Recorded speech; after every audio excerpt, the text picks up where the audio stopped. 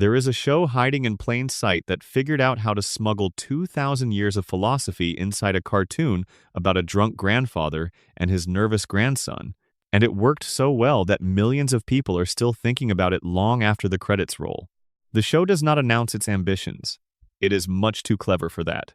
It opens with chaos and shouting, and a man who may or may not be suicidal trying to destroy the Earth with a neutrino bomb pulls back at the last second, makes a joke, and moves on.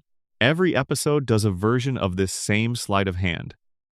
It buries something genuinely difficult and genuinely unresolved underneath every punchline, every adventure, every casual disposal of an entire universe, and it trusts that some portion of the audience will feel the weight of the buried thing even when they cannot name it. Rick and Morty is built on paradoxes, not just as storytelling devices, not just as clever science fiction window dressing, but as the actual structural foundation beneath everything the show does. Every major plot, every character arc, every quiet moment between the explosions and the sarcasm and the portal openings is haunted by a contradiction that cannot be fully resolved. The show does not pretend otherwise. It leans into the unresolvable. It has made the unresolvable its aesthetic home. It shows you the void, makes a joke about the void, and then lingers just long enough for you to realize the joke was not about the void being funny, but about the fact that the void is there and we still have to keep moving through it. Tonight, we are going to walk through all of it.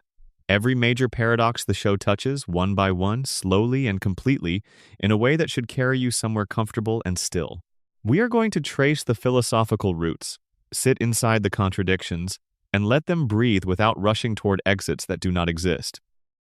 Because the beauty of these particular puzzles is that they do not need to be solved to be worth sitting with. They are worth sitting with precisely because they cannot be solved. They are the shape of the universe pressing back against the part of our minds that wants everything to have a clean answer. So, settle in wherever you are right now. Let your jaw unclench a little. Let your shoulders drop. Let your breathing find its own natural pace, the one it uses when nothing is demanding anything of you. We are going to move through 12 of these paradoxes, one by one, and by the time we arrive at the last one, you may well be somewhere you cannot hear them anymore. That is exactly where they are designed to carry you. Let us begin. Section 1. The Ship of Theseus Rick's Identity Crisis. There is a puzzle that has been unsettling philosophers for over 2,000 years, and it starts not with the cosmos or with infinity, but with something modest and strange for its modesty. A wooden ship, preserved in an ancient harbor, quietly rotting into meaning. The hero Theseus, according to the Greek historian Plutarch writing around 100 CE, sailed back to Athens after slaying the Minotaur in the labyrinth on Crete. The Athenians were proud of this with the particular pride that attaches to founding stories. The stories a civilization tells itself about what it is and where it came from. They kept his ship moored in the harbor as a monument. They maintained it across the seasons with genuine care, preserving it not merely as a historical artifact but as something closer to a sacred object, a physical token of the moment their city became something worth calling a city. But wood does not care about historical significance. Wood responds to moisture and time and the patient work of rot. The planks of Theseus's ship began, over decades and then centuries, to fail. The caretakers did what caretakers do. They replaced the failing planks. One board at a time, when the old wood could no longer hold, new timber was slotted in. The process continued across generations of custodians. Eventually, whether it happened gradually or at some unmarked moment, every single plank of the original ship had been replaced. Nothing of the original material remained. The ship was entirely new wood, maintained to the original specifications, in the original location, serving the original purpose. And someone asked the question that has been resonating ever since. Was it still the ship of Theseus? If you replace one plank, nobody doubts it is the same ship. If you replace half the planks over a decade, most people still accept it. But what about when every board has been swapped out? There is no specific number at which the thing definitively stops being itself. There is no bright line. And yet some intuition says that by the end of the process, the ship's claim to being the ship of Theseus is at least debatable in a way it was not at the beginning. Something has changed. The question is what? Thomas Hobbes deepened the puzzle in the 17th century by adding a second complication. What if someone had been collecting all the old discarded planks as they were removed, and eventually reassembled them into a complete ship. Now there are two ships in the harbor, the continuously maintained one, with an unbroken institutional history but no original material. The reconstructed one, built from original material but with a gap in its existence as a ship during the centuries when it was just a pile of rotting wood waiting to be reassembled. Both have legitimate claims. Both have real deficits. The maintained ship has continuity but no substance. The reconstructed ship has substance but no continuity. Neither one has everything. The question does not resolve. Philosophers have proposed different frameworks. The continuity theory holds that identity persists as long as there is an unbroken thread of causal history connecting the present thing to the original. The material theory holds that identity is grounded in the physical substance that makes up the object. The functional theory holds that identity is about what a thing does and how it serves its purpose. The narrative theory holds that identity is something closer to a story, a coherent account we tell about the connection between past and present. Each resolves some cases and fails others. None handles all cases cleanly. The puzzle has outlasted every proposed solution, which is the most interesting thing about it. Now think about Rick Sanchez. Rick C-137 has experienced more profound identity disruptions than almost any fictional character ever conceived. Not metaphorical transformations, not ordinary human evolution through experience, but literal, documented, physically specific disruptions to the question of what he is and whether the being bearing his name is meaningfully continuous with any previous version of that being. The most famous is the Cronenberg episode. Morty's love potion, contaminated by flu virus, spreads through the world's population and eventually produces a cascade of catastrophic mutations. Rick's attempts to fix the situation make things progressively worse with each intervention, until the Earth is populated by horrific hybrid creatures. Rick does not attempt to solve the unsolvable. He finds a lateral exit instead. He identifies a parallel dimension where another version of Rick solved the problem cleanly, where that alternate Rick and Morty then died in an accidental explosion moments after their victory. He opens a portal. He and Morty step through. They retrieve the bodies of their dead alternates. They carry those bodies to the backyard of the Smith house in this new dimension. They dig graves. They bury themselves. They wash their hands. They walk back inside and take up the lives of people who are now in the ground. The physical sequence is filmed with extraordinary deliberateness. Shovels going into dirt, dirt going over bodies. Rick doing this with a practiced efficiency that suggests this kind of improvisation is not entirely new territory for him. Morty doing it because there is nothing else to do, feeling something he will not be able to name for a long time. Which Rick is the real Rick from that moment forward? Under the continuity theory, the living Rick who walks back inside is the same Rick who created the Cronenberg disaster. His chain of memory is unbroken. He remembers the love potion, the failed fixes, the decision to use the lateral exit. His consciousness experienced no interruption. He is the same experiential being who has just moved to a new location, the way traveling to a foreign country does not stop you being yourself. Under the material theory, the living Rick's atoms are his own. The dead Rick in the backyard had similar atoms organized in the same pattern, but those atoms are now non-functional. The living Rick's material identity is continuous with itself, but the social and relational identity he has now assumed belonged to a different being, one who is no longer using it because he is no longer anything. Under the narrative theory, two stories have merged in a way that neither one authored entirely. The living Rick did not earn the clean earth. The dead Rick did not survive to enjoy it. The resulting life is a collaboration between two beings, neither of whom has a complete claim to it. But the deepest discomfort is not philosophical, it is moral. Because closed in that portal behind them is a world of people who did not ask to be left behind in a Cronenberged reality. Beth Smith of the original dimension, surviving somehow in the ruins. Jerry Smith of the original dimension, who whatever his many flaws did not choose this and is now living inside consequences he did not create. The original Summer Smith, who the show later shows us hardened and careful, carrying the particular quality of someone who has adapted to difficult conditions and cannot entirely relax even when they ease. She looks at the Morty who comes back much later with the recognition of someone owed a debt that will probably never be repaid and has decided to keep living anyway. This is the ship of Theseus made personal and moral. The question is not, Is the maintained ship the same as the original ship? The question is, when you sail away in the maintained ship, who do you leave behind in the harbor? Beyond this episode, Rick's identity paradox runs through his entire personal history. The show reveals over time that the Rick we follow was, before the events that shaped him, a different person with a different orientation toward everything. Rick Prime appeared at Rick's door with a working portal gun and an invitation to join the multiversal community. Rick refused. He chose his wife Diane and his daughter Beth and the specific warmth of the particular life he had. He said the small life was enough, more than enough. This Rick, the one who said no to the universe, was capable of a belief that the Rick we follow is not capable of. The belief that the choice to stay would be honored by the universe, that choosing love was a choice the world would respect.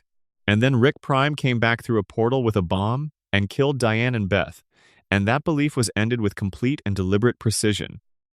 The Rick who emerged from that moment was recognizably the same person in all the measurable ways. Same brain, same memories, same genetic material, and fundamentally different in the ways that only become visible across time. He built his own portal gun, not out of curiosity but out of grief, with nowhere constructive to go. He became the most capable traveler in the multiverse because the capability was the only available channel for energy that used to flow toward being a husband and a father in the ordinary sense. He closed off. He built armor out of intelligence. He turned nihilism from a philosophical position into a survival mechanism. He became, in the process of surviving the unbearable, exactly the type of being he had originally declined to be when declining still felt like an available option. Which of these Ricks is the real one? The man who said yes to his kitchen and no to the portal? Or the man who eventually built his own portal and said yes to everything except what he had already lost? The show does not answer this. It does not want to. The unanswerable quality of the question is part of what Rick is. He exists between the answers. He is the ship that knows its planks have been replaced and cannot stop sailing, because stopping would mean sitting still in the harbor long enough to count what is missing. Before we go any further, pause for a moment. Drop a comment below telling us where you are in the world right now and what time it is there. There is something quietly meaningful about knowing that people in completely different corners of the same strange universe are settling into the same questions at the same time. Different rooms, different skies, same dark. If this is helping you slow down, please subscribe. There is so much more of this kind of thing coming. Section 2. The Bootstrap Paradox. Who invented Rick's technology? There is a category of time travel paradox that does not involve tragedy. Nobody dies. No timeline collapses. No agonizing choice is made at a moral crossroads. It is quieter and in some ways more deeply unsettling, because it is not about what happens when cause and effect go wrong. It is about what happens when cause and effect simply stop, in a place that looks like it should have a bottom and does not. It is called the Bootstrap Paradox, and it takes its name from the physically impossible phrase about pulling yourself up by your own bootstraps. If you grab your own feet and try to lift yourself off the ground, you are applying force within a closed system. The force you exert and the resistance you encounter are both parts of the same object. There is no external leverage, no independent fixed point to push against. The action requires something outside the system, and the system contains nothing outside itself. You cannot lift yourself by your own feet. The logic is airtight. The impossibility is absolute. The Bootstrap Paradox applies this to causation across time. It describes a situation where something exists in a closed causal loop, where the effect, traveling backward through time, produces the cause that produces the effect in a circle that is internally consistent, but has no external origin. The thing exists because it was brought back from a future time when it already existed. It already existed because it was brought back. There is no moment in the loop where it did not exist, and no moment where it was first created from nothing. It is self-sustaining. A thing that exists by virtue of the fact that it continues to exist, with no creator, no inventor, no origin point anywhere in its history. The classic example involves information. Imagine a scholar from the 21st century who is also a time traveler. She discovers upon arriving in Elizabethan England that Shakespeare never existed in this particular branch of history. Unwilling to let Western literature be lost, she sits down and writes from memory every Shakespeare play she studied, publishes them under his name, and watches them enter the historical record. Future scholars study them. Copies multiply. One eventually reaches a young student who becomes obsessed, pursues a career in Renaissance literature, travels back in time to find the source, and receives the copies from the scholar who received them from the student who received them from the scholar. The loop closes. The plays exist because they were published. They were published because they were memorized. They were memorized because they already existed in the future. There is no first author. The plays were never written for the first time. They circulate through time in an eternal present, self-sustaining, with no origin point anywhere in the chain. This is not a contradiction. Unlike the grandfather paradox, nothing in the bootstrap loop breaks. Everything is internally consistent. The strangeness is not logical, but ontological. A thing that exists without having been created. A thing whose presence in the universe depends on a chain that has no first link. Now consider Rick Sanchez and his portal gun. The show reveals over time that our Rick was not the original inventor of portal technology in any simple or clean sense. He was introduced to it by Rick Prime, who appeared at Rick's door with a working portal gun and an offer to share the specifications. Rick refused the invitation to join the multiversal community of Ricks. Rick Prime left, then returned to use that same technology to kill Diane and Beth. Rick, afterward, built his own portal gun, from grief-driven reverse engineering and intelligence, and the particular kind of obsession that loss produces. So where did Rick Prime get portal gun technology? If Rick Prime is another version of the same original Rick, diverged from the same starting point, then at some point some Rick in the chain invented portal technology from first principles, from zero, without having been shown a working model by a predecessor. One Rick, somewhere, had to be the genuine origin. Or did he? In a multiverse with multiple Ricks accessing multiple timelines, the question of which Rick was first becomes potentially meaningless for the same reason the bootstrap paradox makes origin meaningless. What if portal technology exists in the multiverse because Ricks who already had it shared it with Ricks who were developing it, in a loop that goes back far enough that the first inventor was working from knowledge provided by a version of himself from further in the loop, who received it from a version further still, and the chain curves back on itself with no genuine zero point anywhere? The Citadel itself might be a bootstrap paradox at the institutional level. The Citadel was built by Ricks who used portal gun technology to find each other across the multiverse. The portal gun technology exists because Ricks developed and shared it. The community of Ricks that developed and shared portal gun technology is, in its earliest form, what eventually became the Citadel. Each requires the other to exist. The institution and the technology might be a closed loop, each one presupposing the other, with no external origin for either. Rick's relationship with his own genius is complicated in exactly the direction the bootstrap hypothesis would predict. He is extraordinarily proud of his intelligence and his achievements. He treats them as the justification for everything, the reason his behavior can be tolerated and his judgment deferred to. He invented the portal gun. He invented countless other things. His genius is his. He earned it. And yet in certain quiet moments, before the sarcasm covers them over, there is something in Rick's face that looks less like certainty than like a man who has occasionally wondered how much of what he knows he genuinely derived independently and how much arrived from sources he cannot fully trace. The show makes this most explicit in the Rickshank Redemption episode, when the Galactic Federation's interrogating agent navigates Rick's memories using a brain link device. Rick constructs a false origin story for the agent to steal, a simplified narrative where he figures out portal gun technology in a single flash of inspiration immediately following Diane's death. This version is too clean, too dramatically complete, too convenient in its shape. The real origin is more layered, more dependent on access to things that already existed, more complicated than the lone genius narrative admits. What the bootstrap paradox reveals about Rick is not just that his technology might have circular origins. It is that the story he tells about himself, the story of the independent genius who figured everything out from scratch, might itself be a loop. The story exists because Rick believes it and behaves accordingly. Rick believes it partly because of things he has been told by other Ricks who believe the same story, who were told by other Ricks, in a chain that may have no genuine origin in a single mind, that actually earned the belief from a standing start. This does not make Rick's intelligence less real. The bootstrap paradox does not make Shakespeare's plays less beautiful.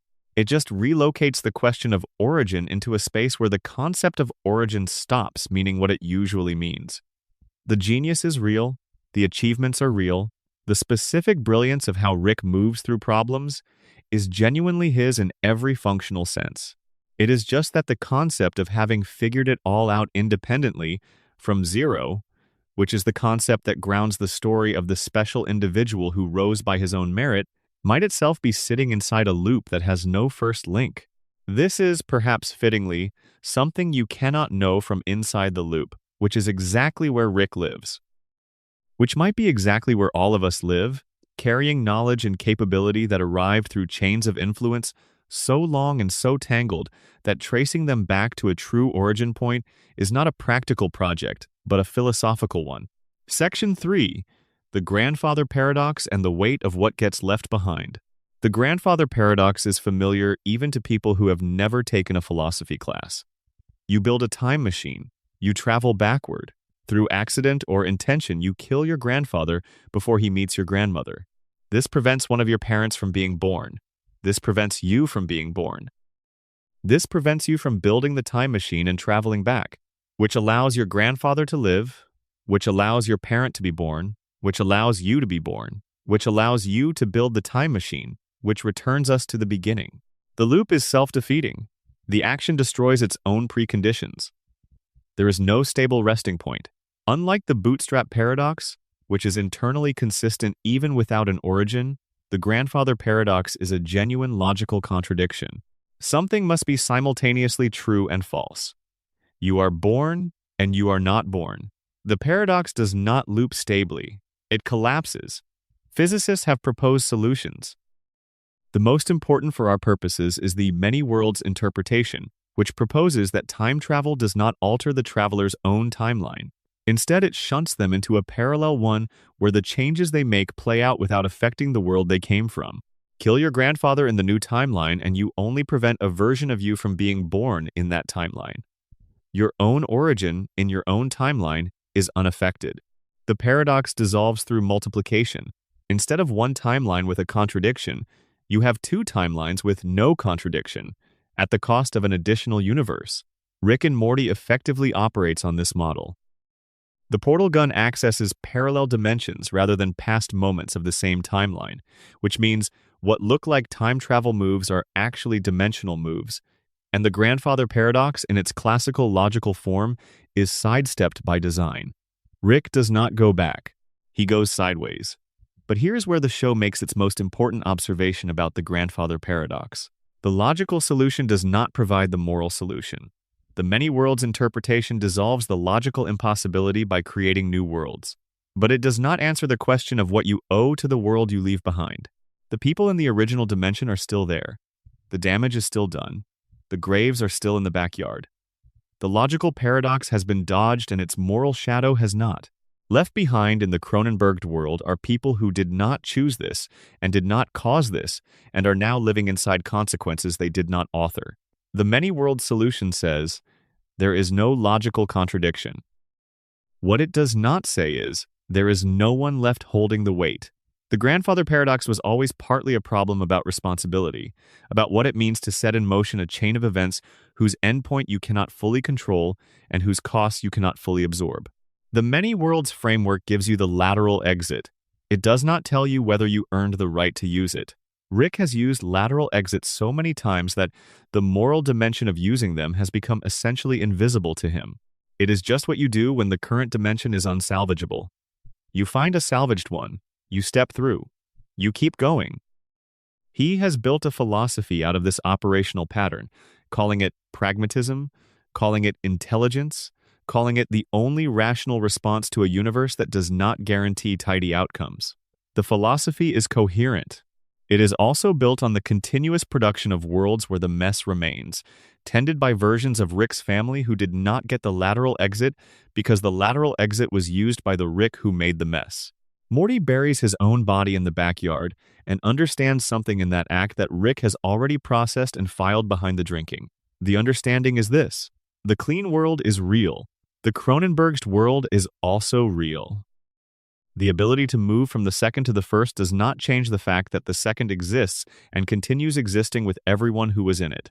The grandfather paradox's moral form is not about whether you can escape consequences. You can. It is about where the consequences go when you step sideways. The show's deepest version of this is the relationship between Rick and Rick Prime, which is the most literally self-referential conflict in the narrative. Rick Prime used his knowledge of what our Rick would become, knowledge that could only exist if our Rick had already become it in some version of the loop of influence, to manufacture the conditions that produced our Rick. He killed Diane not out of simple malice, but as a form of engineering. He was building a Rick. He designed the damage and administered the damage and moved on. The Rick who emerged from the damage spent years hunting the Rick who designed it. Rick eventually finds and confronts Rick Prime. The confrontation is handled with deliberate emotional flatness, because that is the truth of achieving the thing you organized your life around achieving. The grief does not lift. The person you were before the design was implemented does not return. The Diane in the backyard of the original dimension is still in that backyard. Killing Rick Prime was the stone the paradox said could not be lifted. Rick lifted it, and nothing changed. The grandfather paradox in the end is not really about time. It is about the impossibility of going back. The logical version asks whether the causal chain can be broken. The personal version asks whether the person you were before the worst thing is accessible from the place you are now standing after it. The answer to both is the same: no. The loop does not permit return. The exit moves you forward. The person you were before is in a dimension you cannot reach from here. Section 4. The simulation paradox. What if none of this is real? At some point in the last 30 years, the question of whether our reality might be a simulation moved out of science fiction and into serious philosophical and scientific discourse. This was not because evidence for simulation architecture was found underlying physical reality. It was because the logical structure of the argument turned out to be genuinely difficult to dismiss once you engaged with it carefully. The formal version was developed by philosopher Nick Bostrom in a 2003 paper taking the form of a trilemma. One of three things must be true. Either virtually all civilizations at roughly our stage of technological development go extinct before developing the capability to run detailed, realistic simulations of minds and history, or virtually all technologically mature civilizations, despite having the capability, choose not to run such simulations. Or we are almost certainly living in a simulation created by an advanced civilization. The third option's logic is statistical rather than empirical. If sufficiently advanced civilizations both develop simulation capability and choose to use it, they will run an enormous number of simulations. The number of simulated minds would vastly exceed the number of original minds. For any given conscious being asking whether they are simulated, the rational bet is strongly in favor of yes. You are overwhelmingly more likely to be one of the many simulated instances than one of the vanishingly rare originals. Rick and Morty takes this seriously enough to build multiple episodes around it. The earliest substantial engagement comes when Rick is captured by the Zagarians, a race of cowardly scam artists who specialize in elaborate deceptions.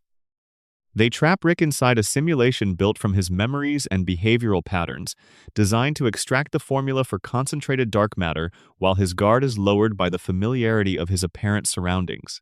Rick eventually identifies the simulation by testing its ability to accurately model a physically complex scenario. The simulation cannot do this at full resolution. The result is wrong. The seam shows. Rick knows. What the Zagarian episode demonstrates is that simulations have limits. They run on finite computational resources. The limits show up as inconsistencies in extreme scenarios. A sufficiently attentive observer with the right framework might be able to detect them.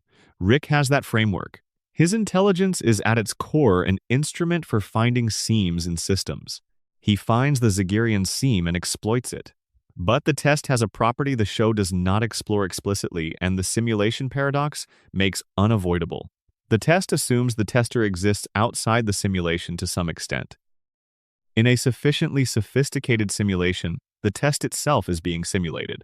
The result of the test is generated by the simulation. The sense that the result is wrong is generated by the simulation. Even Rick's conviction that he has detected a seam could be a feature of the simulation, an experience generated for its own inscrutable purposes. There is no Archimedean point, no external fulcrum, from which you can leverage skepticism about the reality of your reality. You are the lever and the fulcrum and the thing you are trying to move, all at once. The show's most extended meditation on simulation theory comes in the Season 3 premiere, when Rick is held by the Galactic Federation and subjected to a brain link interrogation. This simulation is more sophisticated than the Zagirions because it is built from Rick's actual memories, accessed in real time by the interrogating device. It does not just look like Rick's world. It uses Rick's own experiential knowledge as its source material. It knows what Rick expects to see because it is watching his expectations as it constructs the experience. Rick navigates this with more difficulty precisely because a simulation built from your own memories knows exactly what convinces you. He eventually identifies inconsistencies that arise from the simulation's need to alter specific historical events Rick remembers accurately. The alterations are the tells. He escapes by manipulating the simulation from within.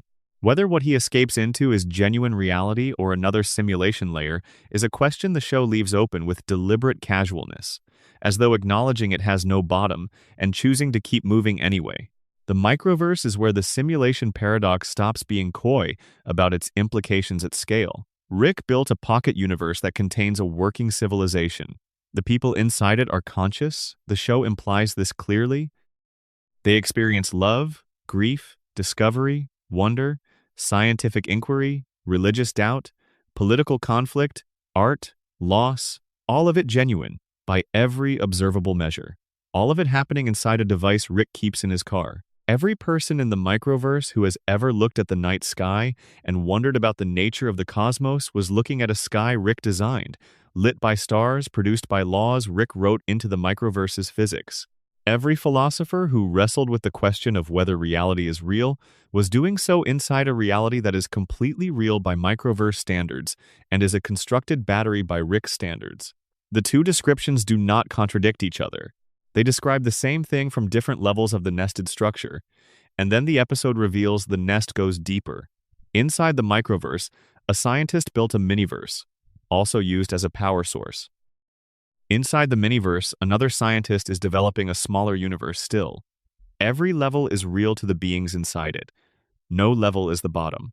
The structure potentially extends infinitely in both directions, and there is no level that can point to itself and say with certainty, I am the actual ground floor. Rick's reaction to this cascade is visible discomfort, one of the more revealing moments in the whole show. He processes almost everything with practiced detachment. The nested universe structure bothers him in a way he cannot cover over quickly enough. Because the logic that makes the microverse inhabitants feel real to him, their genuine consciousness, their real experience of love and loss, is the same logic that applies to him relative to whatever might be above his own universe. If they deserve consideration as real, he deserves consideration as real. If he is arguably not real because he might exist inside a larger constructed system, then the microverse inhabitants are equally not real for the same reason, and the discomfort he feels about having built them is contradicted. He cannot have it both ways, and the show shows him sitting with this for a moment before the episode continues. The simulation paradox ultimately asks a question about what we actually want when we want to be real. Whether we want the absolute kind, the kind that exists outside all possible substrates, and is grounded in something that cannot be argued away. Or whether we want the functional kind, the kind where the experience is what it is, and the love is what it is, and the grief is what it is, regardless of the architecture that contains them. Rick chose, behaviorally, the functional kind. He keeps caring. He keeps acting as though the things around him are real enough to matter. The simulation paradox does not stop him. He carries it the way you carry a stone in your pocket, aware of the weight, not letting it prevent walking. Section 5. The Fermi Paradox. Why the universe hasn't said hello. In the summer of 1950, at the Los Alamos National Laboratory in New Mexico, the physicist Enrico Fermi was eating lunch with colleagues on an ordinary weekday. The conversation had touched on recent flying saucer sightings that had been circulating through popular culture in the post-war years. Someone made a casual joke. The conversation drifted on, and then Fermi went quiet in the specific way that people who worked with him had learned to pay attention to. He looked up and asked, with the tone of someone setting something down carefully. "Where is everybody?" His colleagues understood immediately. Not a question about the people in the cafeteria. A question about the expected population of intelligent civilizations in a universe as old and large as ours. Where are they? The reasoning behind the question is simple, and its implications are large. The universe is approximately 13.7 billion years old. Our solar system is approximately 4.5 billion years old, meaning there was a window of roughly 9 billion years before our sun even formed, during which other stars could have condensed, other planets could have developed around them, other civilizations could have arisen and matured and potentially spread. Even at speeds far below light speed, a civilization with a billion-year head start could have sent probes to every star in the galaxy many times over. And yet we hear nothing. No signals, no structures, no artifacts, no visitors. In every direction, in every frequency we have examined, the sky is silent. This is the Fermi paradox. The universe is too old and too large for this much silence to be natural, and yet the silence is what we have. The proposed explanations range widely. Perhaps life is so rare that Earth is genuinely alone or nearly so, the conditions for intelligence requiring a combination of factors so specific and so fragile that they arise almost never.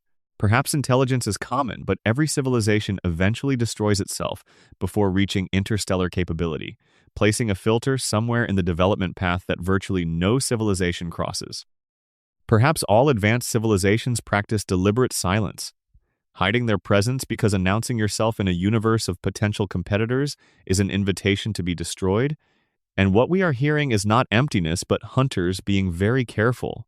Rick and Morty answers the Fermi paradox with brutal directness. The universe is not empty. It is extraordinarily full. Hundreds of thousands of civilizations, galactic governments, interdimensional councils, beings of every conceivable configuration. The reason Earth has not encountered them is that Earth is, by the standards of the galactic community, unremarkable. An average planet orbiting an average star in an outer spiral arm of an average galaxy, inhabited by organisms who have been doing organized science for a few centuries and have not yet developed anything particularly interesting to more sophisticated visitors. This maps onto a real proposed solution called the zoo hypothesis. Advanced civilizations might be aware of Earth while choosing not to make contact, for reasons ranging from ethical non-interference principles to simple disinterest. The galactic equivalent of not stopping to introduce yourself to every ant colony you walk past. The silence is not evidence of absence. It is an editorial decision made by beings who have not yet found a reason to say hello. The show complicates this with the Galactic Federation, which is not a polite non-interference organization but a bureaucratic empire with specific interests in Rick Sanchez specifically and in Earth. Only insofar as Earth is where Rick lives. Earth matters to the Federation the way a building matters to someone looking for a specific person inside it, instrumentally, as a container for the thing they actually want. When the Federation briefly occupies Earth, it does not arrive with wonder at a newly contacted civilization. It arrives as an administrative consequence of Rick's prior actions against it. Humanity's first contact looks nothing like the profound mutual enrichment that optimistic visions of first contact describe. It looks like a hostile corporate takeover. This is another answer to the Fermi paradox the show implies without stating.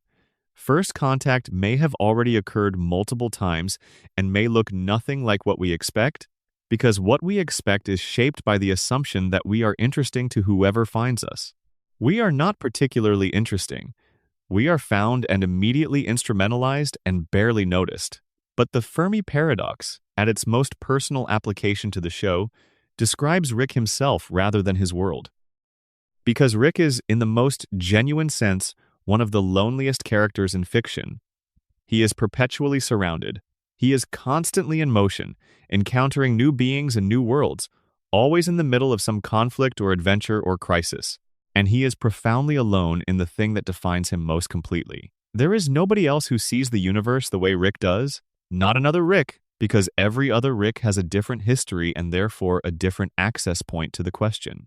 Not Morty, who understands more than he did but is still approaching the knowledge from outside, still in the process of becoming rather than having arrived. Not Beth, who has her father's intelligence but applied it in a smaller world by circumstance and by grief that was not hers to carry but that she carried anyway. Not anyone anywhere that Rick has ever encountered who exists at exactly the same intersection of capability and loss and intelligence and damage that constitutes the particular frequency Rick transmits on. He scans the horizon. The universe returns his gaze with complete indifference. He looks for equals and finds approximations. He looks for the one relationship that would require no translation and finds only the ghost of it, the memory of a woman who apparently came closer than anyone and who is not here anymore. The Fermi paradox's answer, in the register the show provides, is not that the universe is empty. It is that even a universe this full, with a portal gun providing access to every dimension and every possible version of every possible person, can still fail to contain the specific thing you are looking for.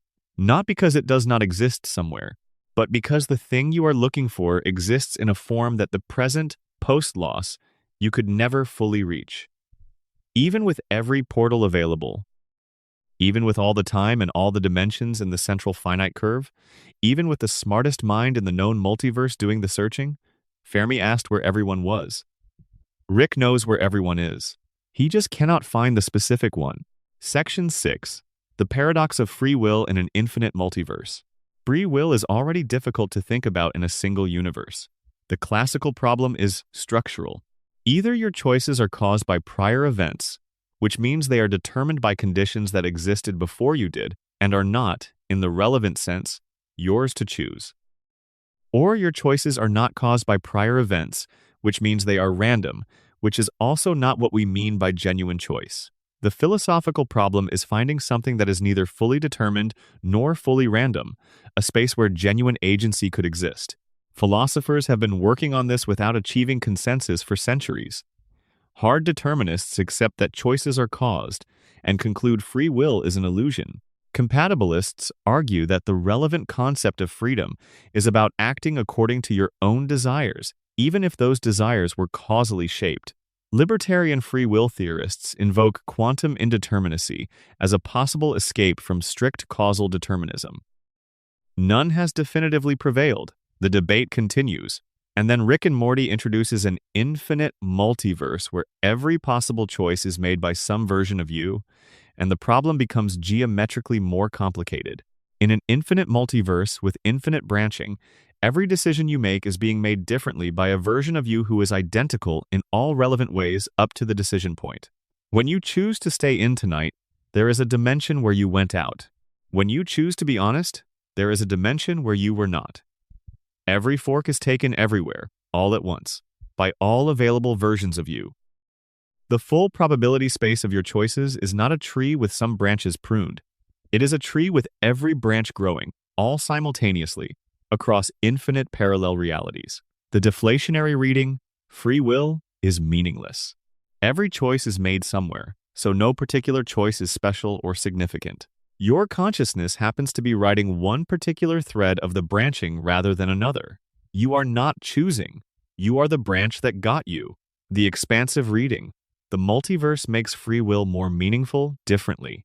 You do not control all branches, but you determine which thread this particular instance of your consciousness rides through the infinite branching. The choosing is real. The consequences in your specific branch are real. The fact that other branches exist where you chose differently does not dilute your specific experience of having chosen this. Rick cannot settle into either reading. His behavior is the clearest demonstration of this impossibility. He claims the deflationary position loudly and consistently.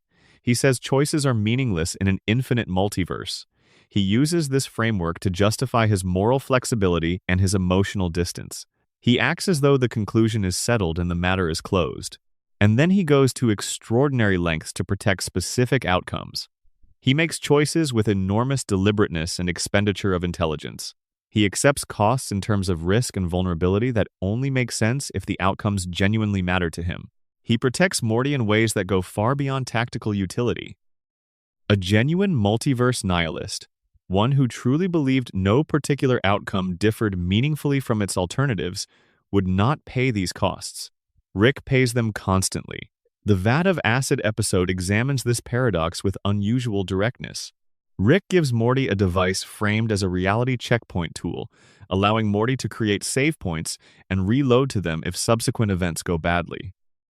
Morty uses the device enthusiastically, lives through situations, reloads when outcomes are worse than expected, and over time assembles what amounts to an optimized life. The right friends, the right relationship, the right sequence of events, all selected through iterative reloading until the best available configuration is reached.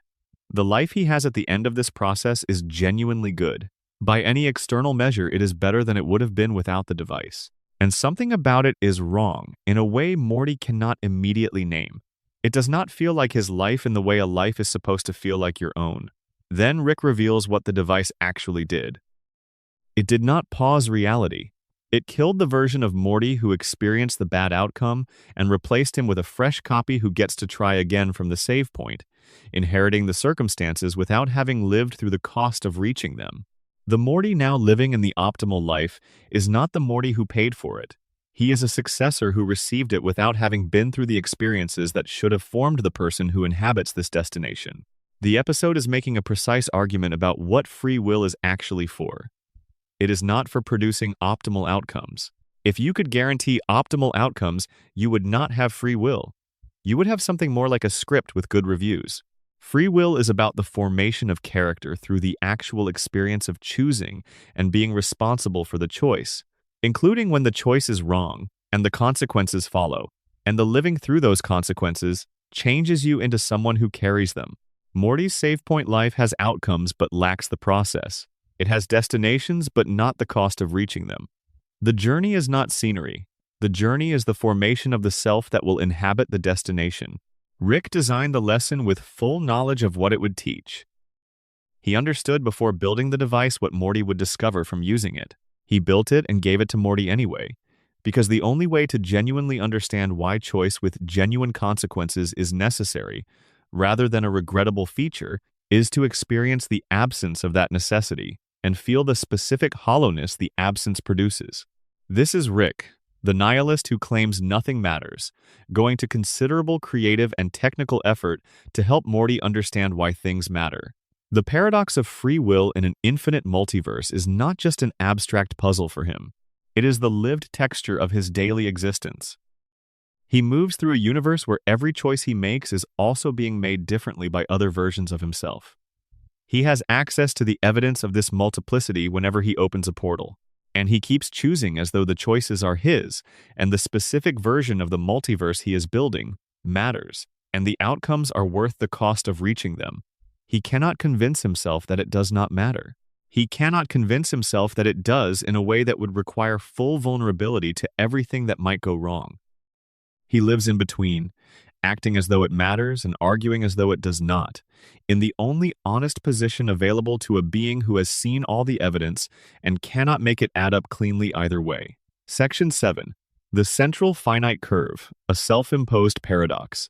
In the latter portion of the show's run, a character delivers a speech that recontextualizes everything that came before it. The character is Evil Morty. The subject is the Central Finite Curve.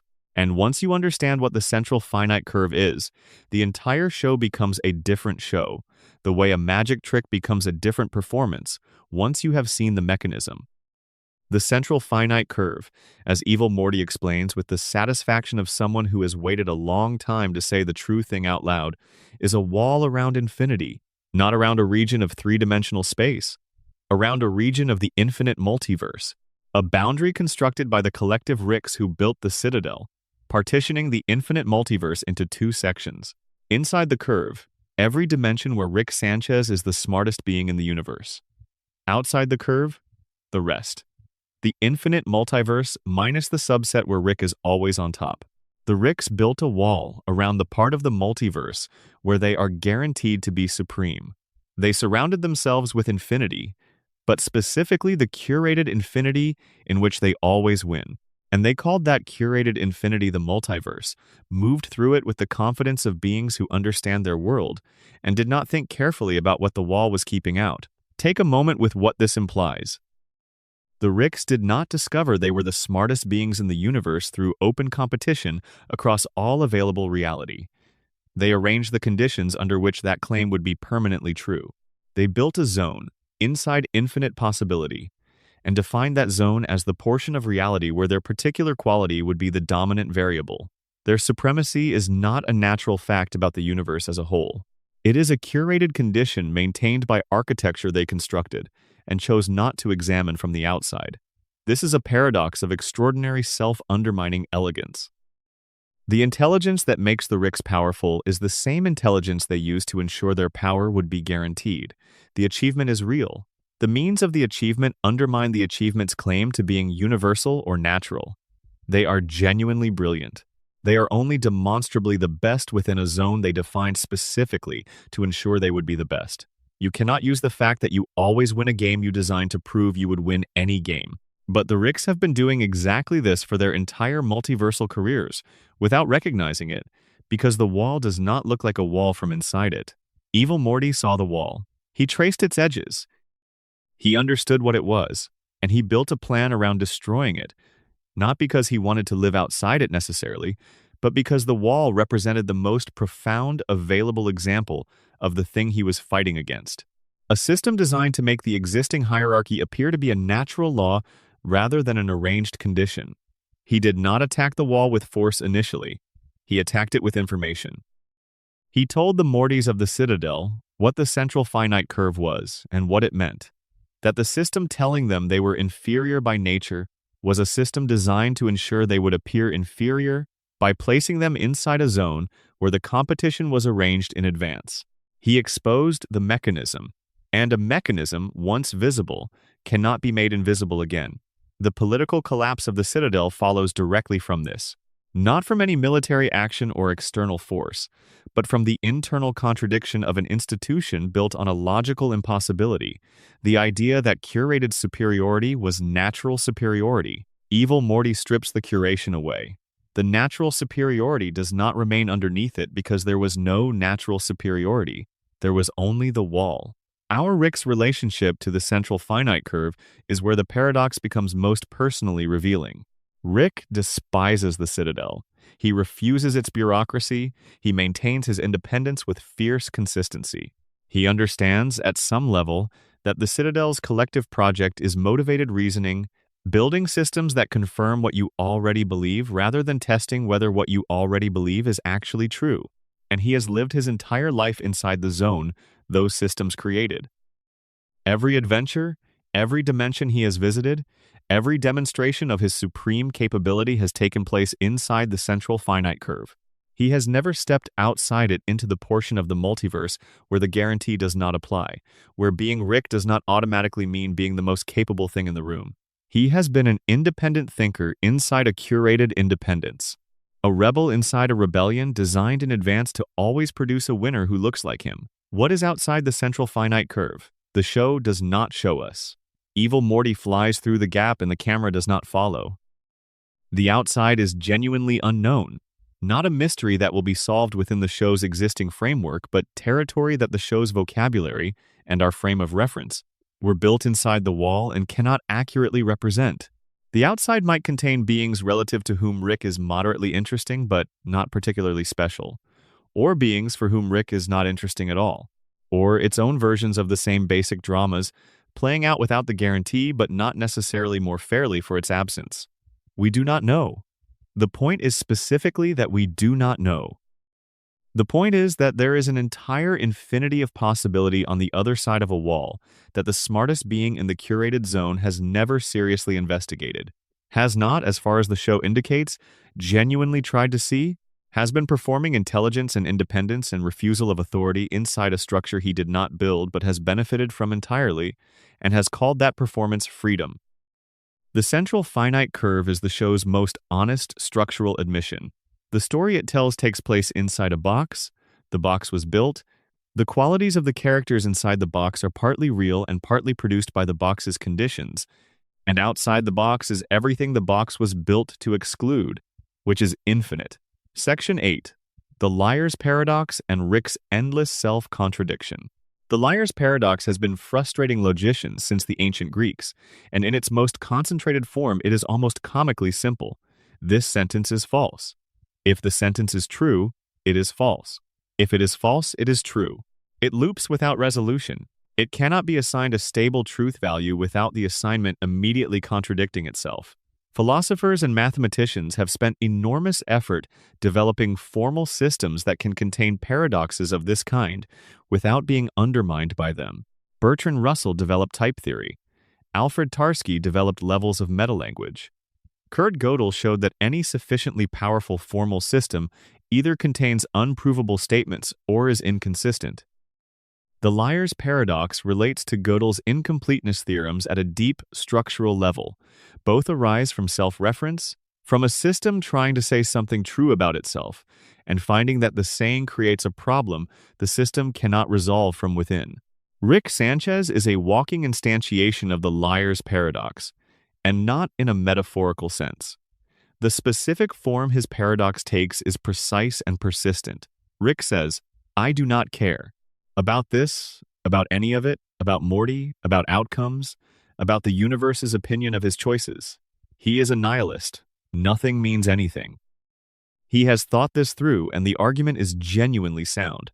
Not a pose, not a coping mechanism parading as philosophy, but a real conclusion reached through real reasoning applied to observable facts about the universe.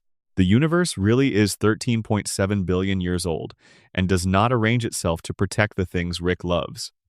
The significance of any particular life really is not guaranteed by anything external to that life. The meaning really is something invented rather than discovered. The conclusion holds at the level of argument. You cannot defeat it by being warmer or more optimistic, because warmth and optimism do not change the size of the universe or the indifference of its physical laws. And Rick demonstrably cares about Morty in ways that are not deniable when you watch the show carefully. He puts himself at risk for Morty repeatedly in ways that have no practical justification unless Morty's survival matters as something other than a tactical consideration. He positions himself between Morty and threats in ways that are never narrated or labeled but are unmistakably intentional. He makes choices that expose his vulnerability in ways a genuinely not caring being would have no reason to make. He accepts costs he claims not to recognize as costs, because recognizing them as costs would require admitting that he cares enough about the outcomes for them to register as losses. If the statement is true, the behavior is inexplicable. If the behavior is true, the statement is false. Rick is the liar's paradox wearing a lab coat. He is the sentence that declares it is false and keeps proving that it is true. The contradiction is not ordinary hypocrisy. Rick is not performing nihilism for social reasons, not claiming not to care because it makes him look tougher or gets him out of emotional responsibilities he finds inconvenient. He is alone with Morty in genuinely dangerous situations, with no social audience to perform for, and the contradiction holds there too.